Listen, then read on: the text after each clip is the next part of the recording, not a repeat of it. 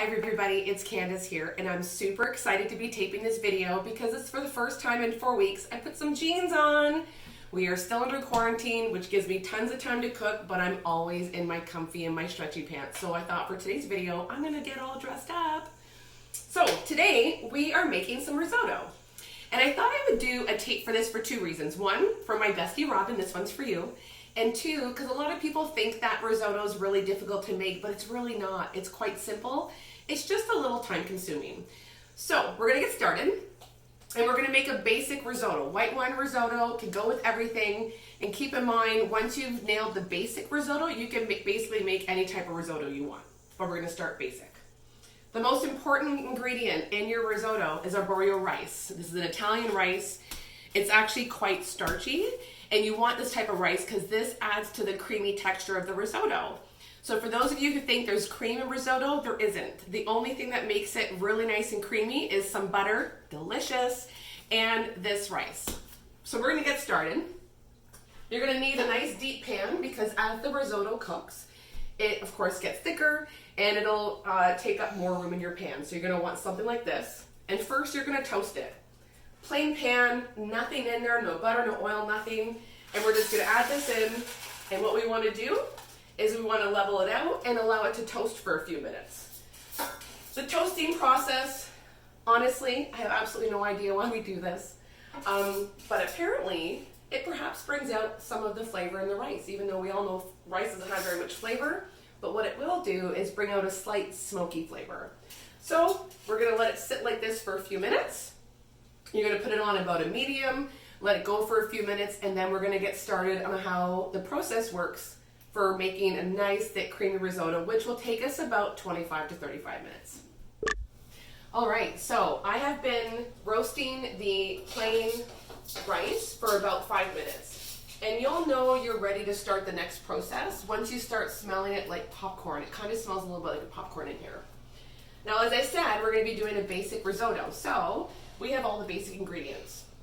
Our Arborio rice, butter, chicken broth, or if you're making other flavors, you could do veggie broth. If you're a vegetarian, you could do beef broth. You could do any broth you want, but I'm gonna choose chicken because we are having chicken with us tonight. And then some white wine. I find the best white wine is something a little stronger, like a Sauvignon Blanc that has a really nice bite to it. But unfortunately, because we're in quarantine and I'm drinking all the wine, all I have left is Chardonnay. So I'm gonna have to do a Chardonnay. Our first step, once everything's nice and roasted, is that I'm gonna pour in the broth. Now the broth should only cover just above the rice. And the reason why is because now I'm going to turn it down and all I want it to do is simmer. So I literally have that much broth above my rice. That's it. That part is really important because the idea is the reason why the rice gets so creamy is because now for the next 25 to 30 minutes, we are going to roast it slowly, or I guess simmer it slowly. The beauty of the Arborio rice is that as you cook it slowly in that broth, it releases the starch, and that's where you get that delicious creaminess. So risotto is all about patience, and you also have to stand by your pan. So because you have such little liquid in there, it could actually disappear quite quickly. So you want to make sure there's always that layer of liquid in there at all times. So as your liquid goes down, disappears, whatever the proper cooking term is, I'm going to always make sure that my rice has enough liquid in it. Now I put a little bit more liquid right now because I had a little high from roasting, but now I'm all set. I've got my layer. I'm going to stir and continue stirring for about 25 minutes. This is your process. 20-25 minutes, liquid, stir, easy peasy. And don't forget, because you're going to be here for 25 minutes. I've now been stirring and adding liquid for about 20 minutes. What's happening is that the rice is expanding, the starch is releasing, so it's starting to get a little creamy. My next step is that I want to start adding the layer of flavors. So the first step is I'm going to add some butter.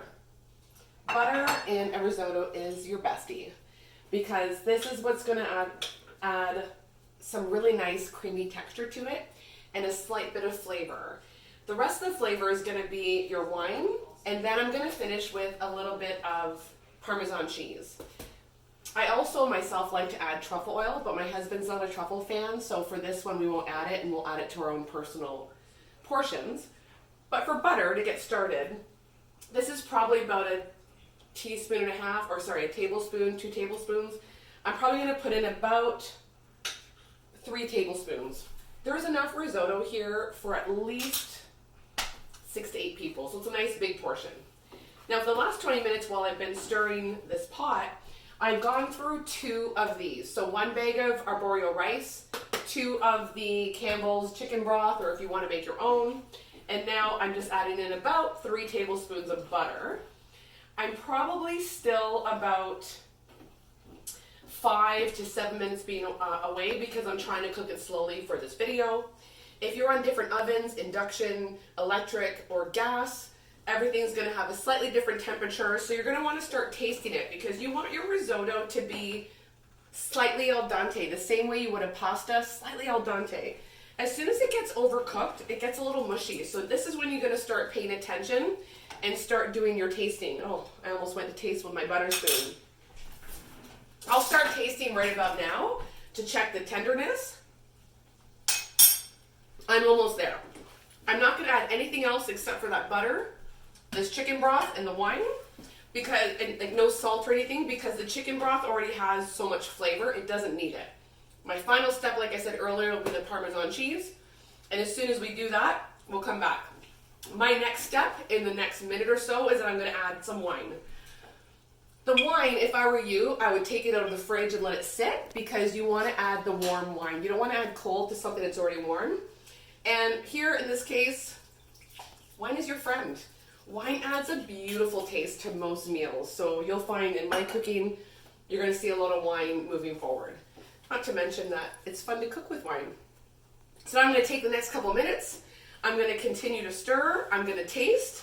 And then we're going to see how it goes. We are good to go. I had my taste tester, Taylor, who's behind camera, make sure that it's the perfect al dente. So I'm going to bring her over so you guys can see what I'm doing. So you can see this beautiful creamy risotto. And again, in here, the creaminess is the starch. All you guys saw me put it in. All I did was 3 tablespoons of butter. So the final pièce de résistance is I'm going to put in some delicious Parmesan cheese, 3 heaping tablespoons, maybe 4, so basically probably 6 or 8 for my girlfriend Robin, who likes measurements. I'm going to stir it around, and then we are good to go. We're ready to serve. For those of you who are truffle lovers out there, this is the perfect risotto to top with some beautiful truffle oil deliciousness. We're going to have this tonight with some chicken and a salad, and we're good to go. So hopefully you learned how to make a super easy risotto.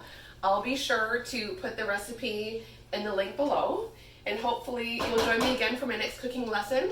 Please like and subscribe, and thanks so much for joining me.